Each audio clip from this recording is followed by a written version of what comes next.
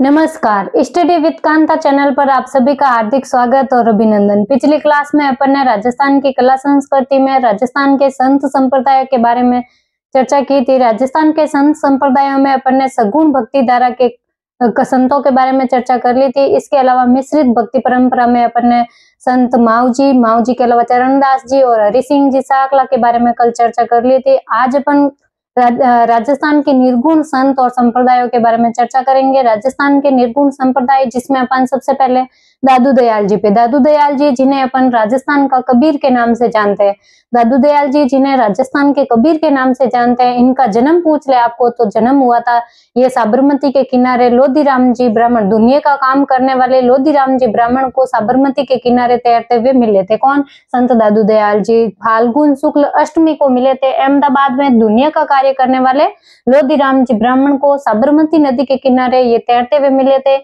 और 12 वर्ष की आयु में ये गृह त्याग कर देते हैं 1556 ईस्वी में। 1556 ईस्वी में 12 वर्ष की आयु में गृह त्याग कर देते हैं और इनके गुरु थे ब्रह्मानंद जी बूढ़न जी, जो कि कबीर जी के शिष्य थे। ठीक है, कबीर जी के शिष्य जिन्हें बूढ़न जी, वृंदावन जी या फिर ब्रह्मानंद भी कहते हैं अपन, ये इनके गुरु थे। और इन्होंने अपना प्रथम उपदेश है जो 1568 ईस्वी में सांबर में दिया था। कहाँ पे दिया था? आमेर राज्य में सांबर में 1568 में इन्होंने अपना प्रथम उपदेश दिया था। इस समय अपने जयपुर के राजा थे राजा भारमल। तो इन्होंने जयपुर के राजा भारमल, भगवंत दास और मिर्जा राजा मानसिंह, इन तीनों के समकालीन रहे थे दादू दयाल जी। इन्होंने भारमल के समय तो अपना प्रथम उपदेश दिया था, लेकिन भगवंत दास के समय फतेहपुर सीकरी में इन्होंने भगवंत दास की मदद से ही अकबर से मुलाकात की थी। कब की थी अकबर से मुलाकात? 1585 में इन्होंने फतेहपुर सीकरी में अकबर से भेंट की थी भगवंत दास के साथ मिलकर के। ठीक है, और 1603 ईस्वी में दादू जी ने समाधि ले ली थी।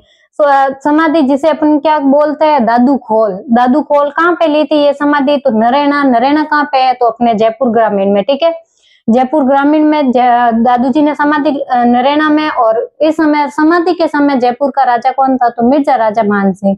तो हो गए तीनों राजा, भारमल, भगवंत दास और मानसिंह, इन तीनों के समकालीन रहे थे। दादू दयाल जी समाधि ली थी मिर्जा राजा मानसिंह के समय और अकबर से भेंट की थी भगवंत दास के साथ मिलकर के, और भारमल के समय दिया था इन्होंने प्रथम उपदेश। तो याद रखिएगा, पूछा जाता है कि अकबर से मुलाकात दादू दयाल जी ने कब की थी और किसकी सहायता से की थी? तो जयपुर के राजा भगवंत दास के सहयोग से फतेहपुर सीकरी में 1585 ईस्वी में इन्होंने अकबर से मुलाकात की थी।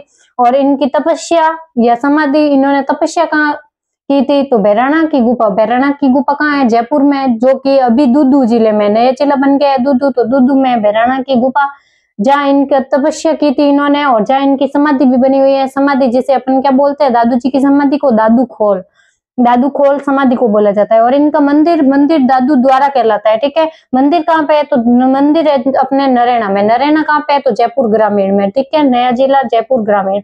और इनका सत्संग स्थल, दादू जी का सत्संग स्थल है वो क्या कहलाता है? तो अलख दरीबा। याद रखिएगा कि दादू दयाल जी का सत्संग स्थल है जो अलख दरीबा कहलाता है। और इनका सत्संग स्थल का जो प्रवेश द्वार है उसे दादू द्वार कहते हैं, जबकि मंदिर को क्या कहते हैं? दादू द्वारा।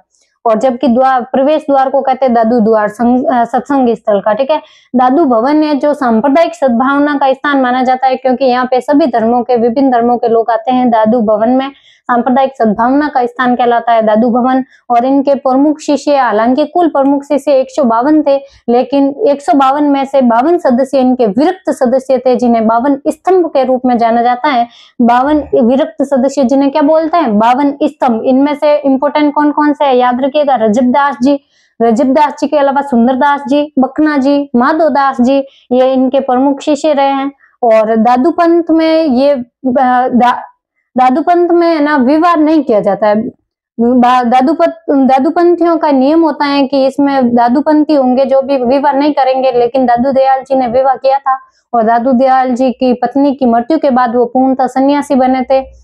कौन? दादू दयाल जी। और इनके 2 पुत्र भी थे। कौन कौन से? गरीबदास जी और मिस्किन दास जी, इनके 2 पुत्र थे दादू दयाल जी के। और दादू पंथ में यह भी धारणा प्रचलित है कि जो दादू पंथी होता है उनके जो शव को जलाया नहीं जाता है और न ही शव को दफनाया जाता है, बल्कि पशु पक्षियों को खाने के लिए छोड़ दिया जाता है। पशु पक्षियों को खाने के लिए छोड़ दिया जाता है, ऐसा दादू पंथियों का मानना है कि उनको ना तो शव को जलाएंगे और ना दफनाएंगे। ठीक है, और इन्होंने निपक आंदोलन चलाया था।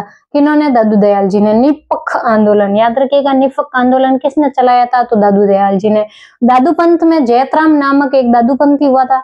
जैतराम नामक दादू पंथी ने दादू पंथ को 5 भागों में बांटा था। 5 भाग कौन कौन से भागों में बांटा था? तो नागा वर्ग। एक तो नागा वर्ग जो कि किसने इसका जो सुंदरदास जी ने चलाया था, कौन सा वर्ग? नागा वर्ग। इसके अलावा खालसा वर्ग गरीबदास जी ने चलाया था।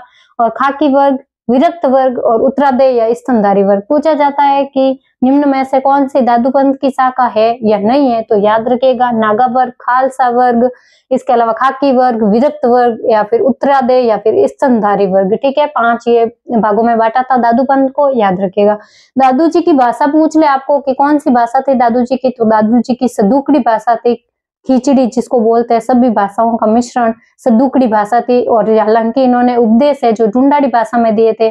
और इनका एक प्रमुख ग्रंथ है जो जिसमें इनके उपदेश संकलित है, वाणी की इनका प्रमुख ग्रंथ है जो मिर्जा राजा मानसिंह के काल में इन्होंने लिखा था। और मिर्जा राजा मानसिंह के काल में इन्होंने समाधि ली थी और ढूंढाड़ी में उपदेश दिए थे।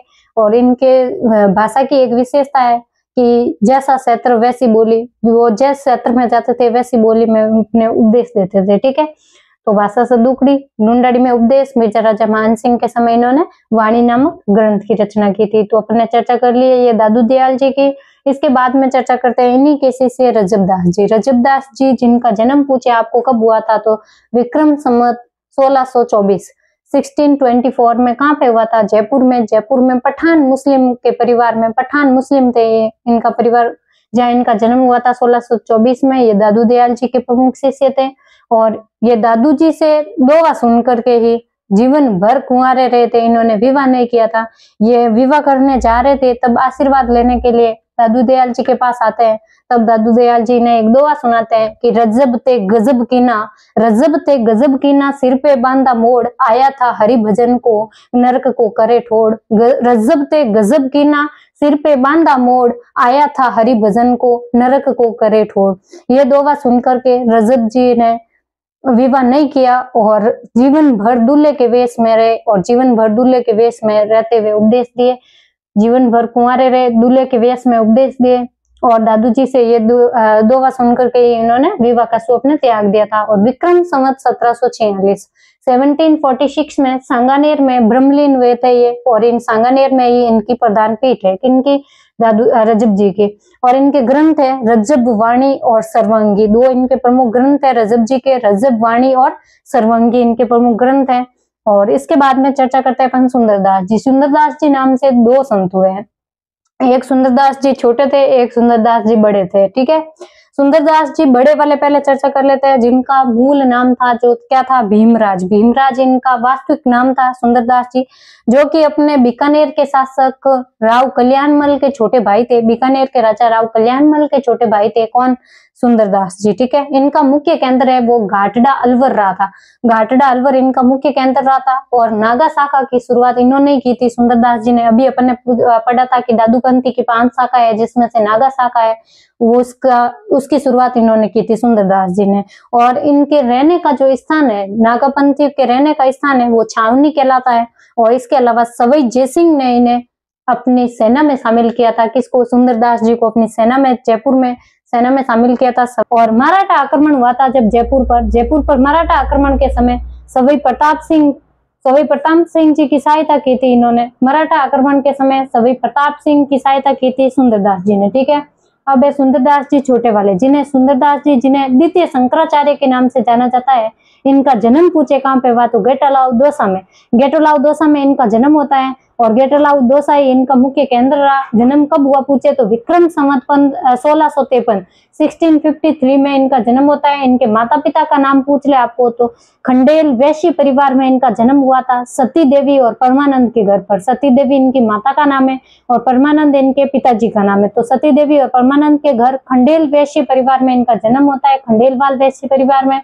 और ये एकमात्र ऐसे दादूपंथी थे जो सर्वाधिक शिक्षित थे। इसके अलावा काव्य मर्मज्ञ और शास्त्रार्थ के धनी थे। याद रखिएगा, एकमात्र दादूपंथी जो शास्त्रार्थ के धनी, सर्वाधिक शिक्षित और काव्य मर्मज्ञ थे। इनके गुरु थे दादू दयाल जी। और दादू दयाल जी के कहने पर ही इन्होंने अपने परिवार का त्याग कर दिया था। और इनकी समाधि या प्रधान पीठ पूछ ले कहाँ पे है, तो सांगानेर। सांगानेर जयपुर में इनकी प्रधान पीठ है।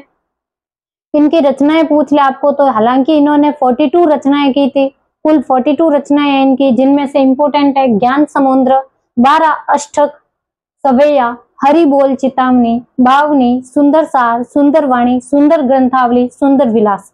ये इनकी प्रमुख रचनाएं हैं। ज्ञान समुद्र, 12 अष्टक, सवैया, हरि बोल चितामनी, भावनी, सुंदर सार, सुंदर वाणी, सुंदर ग्रंथावली और सुंदर विलास, ये इनकी प्रमुख रचनाएं हैं। तो अपन ने चर्चा कर ली है सुंदरदास जी पे। इसके अलावा आज निर्गुण संत दादू दयाल जी, रजब जी, सुंदरदास जी दोनों पे चर्चा कर लिए। आगे के निर्गुण संत जो बचे हैं उनकी चर्चा करेंगे अपन अगली क्लास में। तब तक के लिए धन्यवाद। अगर आपको क्लास पसंद आई है तो लाइक करिएगा, कमेंट करिएगा और अपने दोस्तों के साथ शेयर कीजिएगा। और क्लास में नए हैं तो चैनल को सब्सक्राइब कीजिएगा। और क्लास की पीडीएफ पाने के लिए टेलीग्राम चैनल का लिंक डिस्क्रिप्शन में दे रखा है और कमेंट बॉक्स में पिन कर रखा है, तो वहां से आप टेलीग्राम चैनल ज्वाइन कर लीजिएगा। 5 टॉपिक कंप्लीट होते ही आपको क्लास की पीडीएफ मिल जाएगी। ठीक है, तो फिर मिलते हैं अगले क्लास में अगले बचे निर्गुण संतों के साथ में। तब तक के लिए धन्यवाद। जय हिंद, जय भारत।